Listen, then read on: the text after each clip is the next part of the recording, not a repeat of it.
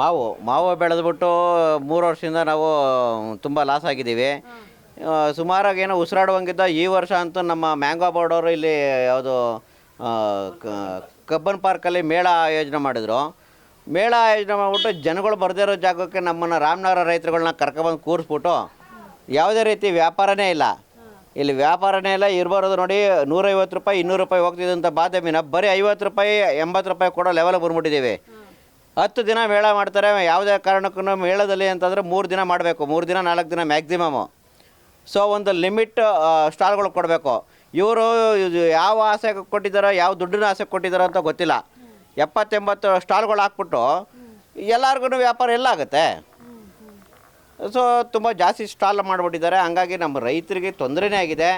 ಹಂಗಲ್ಲ, ಸ್ಟಾಲು ಮಾವಿನ ಮೇಳ ಅಂತಂದರೆ ಜಾಸ್ತಿ ಇದ್ರೇ ಒಂದು ಕಳೆ ಮತ್ತು ಬರೋರು ಜನ ಗ್ರಾಹಕರು ಬರಬೇಕಲ್ವಾ ತಗೊಳ್ಳೋದಕ್ಕೆ.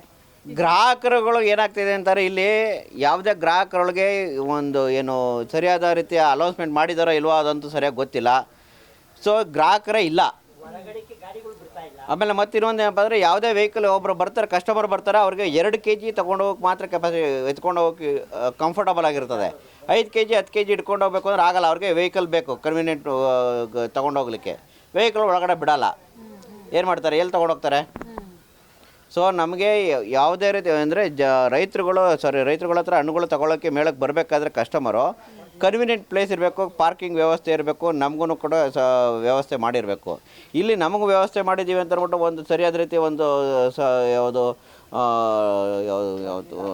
ಹೋಟೆಲ್ ಇಲ್ಲ, ಒಂದು ಬಾತ್ರೂಮ್ ಫೆಸಿಲಿಟೀಸ್ ಇಲ್ಲ, ರೈತರುಗಳು ಮಲ್ಕೊಳ್ಳೋಕೆ ಒಂದು ವ್ಯವಸ್ಥೆ ಇಲ್ಲ, ಏನಿಲ್ಲ. ಸುಮ್ಮನೆ ಒಂದು ಡಬ್ಬ ಕಟ್ಬಿಟ್ಟು ಬಿಟ್ಬಿಟ್ಟಿದ್ದಾರೆ ನಮ್ಮನ್ನ. ಏನಾರ ಮಾಡ್ಕೊಳ್ಳಿ, ಏನಾರ ಬಿಟ್ಕೊಳ್ಳಿ, ಏನಾರ ಸಾಯಿರಿ ಅಂತ. ರಾಮನಗರದಿಂದ ಬಂದಿರೋದು ಮೇಡಮ್. ಇಲ್ಲೇ ಹೇಳ್ಕೊಂಡು ಸೊಳ್ಳೆ ಕಚ್ಚಿಸ್ಕೊಂಡು ಸಾಯ್ತಾ ಇದ್ದೀವಿ ಮೇಡಮ್. ವ್ಯಾಪಾರ 0 ಹೇಳಬೇಕು ಅಂತಾರೆ. ನಾವು 5 ವೆರೈಟಿ ತಂದಿದ್ದೋ. 5 ವೆರೈಟಿಲಿ ಈಗ 100 ಬಾಕ್ಸ್ ತಂದಿದ್ದೋ ಕ್ರೇಟು. 100 ಕ್ರೇಟಲ್ಲಿ 60 ಕ್ರೇಟ್ ಆಗೇ ಇದೆ.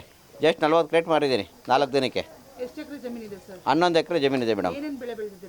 11 ಎಕರೆನಲ್ಲೂ ಮಾವಿದೆ ನಂದು. ಬೇರೆ ಇನ್ನೂ 5-6 ಎಕರೆನಲ್ಲಿ ತೆಂಗಿದೆ. ತೆಂಗು ಮಾವು. ಈ ವರ್ಷ ಬೆಳೆನೂ ಇಲ್ಲ, ರೇಟು ಇಲ್ಲ. ಬೆಳೆ ಅಂತಂದು ಒಂದು 20% ಅಷ್ಟೇ ಇರೋದು. ಬೆಳೆನೂ ಇಲ್ಲ, ರೇಟು ಇಲ್ಲ. ಸರ್ಕಾರ ಹೇಳಬೇಕು ಅಂತಾರೆ, ತೀಕ್ಷ್ಣವಾಗಿ ಹೇಳಬೇಕು ಅಂತಾರೆ, ನರಸತ್ತ ಸರ್ಕಾರ. ರೈತರ ಪರವಾಗಿ ಏನೂ ಮಾಡ್ತಾಯಿಲ್ಲ. ರಾಮನಗರದಲ್ಲಿ ಇಷ್ಟೊಂದು ಮಾಸಾಗಿ ಪ್ರೊಡಕ್ಷನ್ ಆಗುವಂಥ ಮ್ಯಾಂಗೋ ಇದೆ.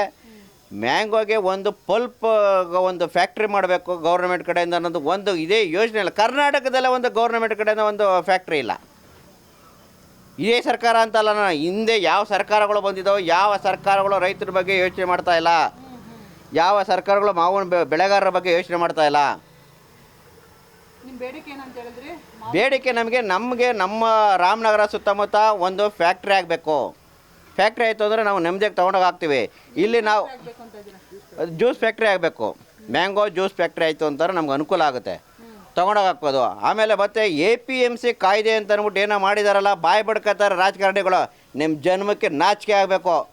ಸರಿನಾ? 3% ಅಂತ ಹೇಳ್ತಾರೆ, 10% 20% ಹಾಕೊಂಡು ಕಮಿಷನ್ ಜಡಿತಾರೆ.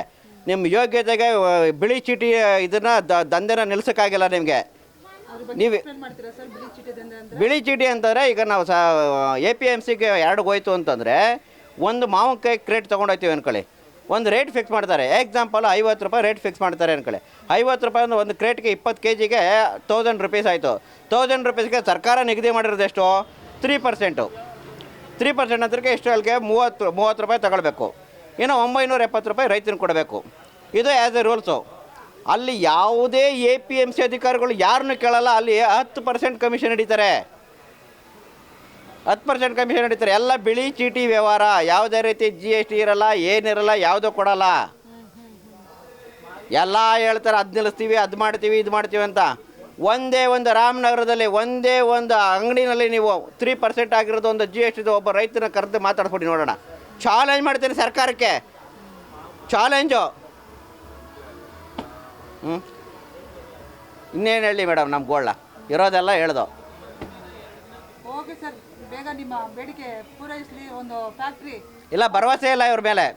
ಇವ್ರ ಮೇಲೆ ಅಂತ ಅಲ್ಲ, ಈ ಸರ್ಕಾರ ಕಾಂಗ್ರೆಸ್ಸು ಬಿ ಜೆ ಪಿ ದಳ ಅಂತ ಅಲ್ಲ, ಯಾವ ಸರ್ಕಾರಗಳ ಮೇಲೂ ಭರವಸೆ ಇಲ್ಲ. ರೈತರಿಗೆ ಎಲ್ಲ ಮೋಸ ಮಾಡೋರಿಗೆ, ರೈತರ ಹೆಸರು ಹೇಳ್ಕೊಂಡು ಎಲ್ಲರೂ ಅಧಿಕಾರ ಬರೋರೆ, ಕೊನೆಗೆ ರೈತನಿಗೆ ಮೋಸ ಮಾಡುವಂಥವ್ರು.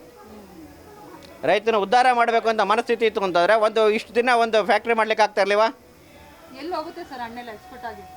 ಎಲ್ಲೂ ಹೋಗ್ತಾ ಇಲ್ಲ, ಎಲ್ಲೂ ಎಕ್ಸ್ಪೋರ್ಟ್ ಆಗ್ತಾ ಇಲ್ಲ ಇವಾಗ. ಅಲ್ಲ ಈಗ ಜ್ಯೂಸ್ ಅಂತ ಮಾಡೋವಂಥದ್ದು ಎಲ್ಲಿದೆ? ಎಲ್ಲಿ ಇವಾಗ ನೋಡಿ, ಮಹಾರಾಷ್ಟ್ರ ಜಿಲ್ಲೆ ಜೈನ್ ಇರಿಗೇಷನ್ ಅವ್ರು ಅಲ್ಲಿದೆ, ಚಿತ್ತೂರಲ್ಲಿದೆ, ಸರಿನಾ, ಇದು ತಮಿಳ್ನಾಡಲ್ಲಿದೆ. ಅಲ್ಲಿನ ಸರ್ಕಾರಗಳು ಅಲ್ಲಲ್ಲೆಲ್ಲ ಅವ್ರವ್ರಿಗೆ ವ್ಯವಸ್ಥೆ ಮಾಡ್ಕೊಂಡಿದ್ದಾರೆ. ನಮ್ಮ ಕರ್ನಾಟಕದಲ್ಲಿ ಒಂದು ಮಾಡಿಲ್ಲ. ಒಂದು ಪ್ರೈವೇಟ್ ಸೆಕ್ಟರ್ಗಳಿಗಾರ ಪರ್ಮಿಷನ್ ಕೊಟ್ಟು ಮಾಡಿಸ್ಬೇಕು ತಾನೆ, ಅದನ್ನು ಮಾಡ್ತಾ ಇಲ್ಲ ಅವರು. ಇವ್ರ ಕೈಲಿ ಆಗಲ್ಲ ತಾನೆ, ಇವ್ರ ಕೈಲಿ ಯೋಗ್ಯತೆ ಇಲ್ಲ, ಇವ್ರ ಕೈಲಿ ಮಾಡೋಕ್ಕಾಗ್ತಾ ಇಲ್ಲ ತಾನೆ. ಯಾರು ಪ್ರೈವೇಟ್ ಸೆಕ್ಟರ್ನ ಮಾಡ್ರಪ್ಪ ನೀವು, ಈ ಭಾಗದಲ್ಲಿ ಒಂದು ಬಂದು ಮಾಡಿ ಇನಿಷಿಯೇಟ್ ಕೊಟ್ಟು ಮಾಡ್ಬೇಕು ತಾನೆ, ಅದನ್ನು ಕೂಡ ಮಾಡ್ತಾ ಇಲ್ಲ ಇವರು. ನೀವು ಕೇಳಲಿಲ್ಲ ಹೋಗಿ? ಎಷ್ಟು ಕೇಳಲಿ ಬಾಯಿ ಬಡ್ಕೋಬೇಕು ಅಷ್ಟೇ ನಾವು. 20 ವರ್ಷದ ಹೋರಾಟ ನಮ್ದಿದು. ಎಷ್ಟು ಕೇಳಲಿ ಇವ್ರಿಗೆ, ಎಷ್ಟು ಹೇಳಲಿ, ಬಾಯಿ ಒಂದು ಬಡ್ಕೋಬೇಕು ಅಷ್ಟೇ ಇವ್ರಿಗೆ.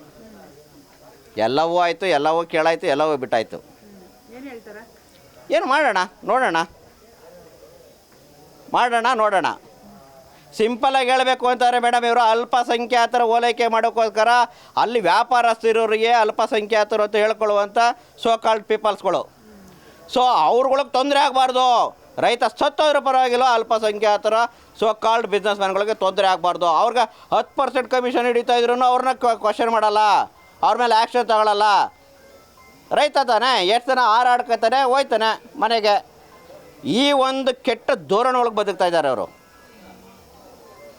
ಓಕೆ ಸರ್, ಚೆನ್ನಾಗಿ ವ್ಯಾಪಾರ ಮಾಡ್ಕೊಂಡು ಹೋಗಿ. ಚೆನ್ನಾಗಿ ವ್ಯಾಪಾರ ಇಲ್ಲ, ಮುಂದಿನ ವರ್ಷದಷ್ಟರಲ್ಲಿ ಫ್ಯಾಕ್ಟ್ರಿ ಮಾಡೋ ಥರ ಆಗಲಿ. ಚೆನ್ನಾಗಿ ವ್ಯಾಪಾರ ಇಲ್ಲ ಬಿಡಿ, ಎಕ್ಕುಟ್ಟಾಯ್ತು. ನಾವಂತೂ ಹಾಳಾಗೋದು ಈ ವರ್ಷ.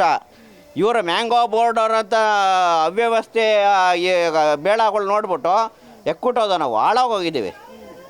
ನಿಮಗೆ ಬರೋ ಕನ್ವೆನ್ಸ್ ಏನಾದರೂ ಕೊಡ್ತಾರಾ? ಪೆಟ್ರೋಲ್ ಕನ್ವೆನ್ಸ್ ಅದು ಅಂತ ಏನಾದರೂ ₹1 ಕೊಡಲ್ಲ. ಅದಕ್ಕೂ ಈಗ ಮ್ಯಾಂಗೋ ಬೋರ್ಡ್ ಅವ್ರು ತಗೊಂಡಿದ್ದಾರೆ, ಮತ್ತೊಬ್ಬರು ತಗೊಂಡಿದ್ದಾರೆ. ಇಲ್ಲಿ ಬರ್ಬೇಕಾದ್ರೆ ₹2,500 ನಾವು ಇಟ್ಕೊಂಡು ₹2,100 ಸಾರಿ ₹2,100 ಬಾಡಿಗೆ ಕಟ್ಬಿಟ್ಟು ಬಂದಿದ್ದೀವಿ.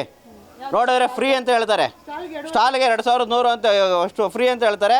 ಬಟ್ ನಾವು ₹2,100 ದುಡ್ಡು ಕೊಟ್ಬಿಟ್ಟು ಬಂದಿದ್ದೀವಿ. ಯಾರು ತಗೊಂಡವ್ರೆ, ಯಾರು ತಿಂದವ್ರೆ ಅಂತ ನಮ್ಗೆ ಗೊತ್ತಿಲ್ಲ. ನಾವೇನೋ ವ್ಯಾಪಾರ ಆಗುತ್ತಲ್ಲ, ಅಷ್ಟರೊಳಗೆ ಇಷ್ಟರೊಳಗೆ ಹೋದ್ರೂ ಪರವಾಗಿಲ್ಲ ಅಂತ ನೋಡಿ ಬರ್ತೀವಿ. ಇಲ್ಲಿ ನೋಡಿದ್ರೆ ವ್ಯಾಪಾರನೂ ಇಲ್ಲ, ನಮ್ಗೆ ಇದ್ರೊಳಗೂ ಲಾಸು. ಎಂಟ್ರಿ ಫೀಸ್ ಅಂತ ನೋಡಿ ₹2,100 ತಗೊಂಡಿದ್ದಾರೆ. ಹೆಜ್ಜೆಜ್ಜೆಗೂ ಮೋಸ, ಹೆಜ್ಜೆಜ್ಜೆಗೂ ಸುಳ್ಳು, ಹೆಜ್ಜೆಜ್ಜೆಗೂ ದಗಲಬಾಜಿ.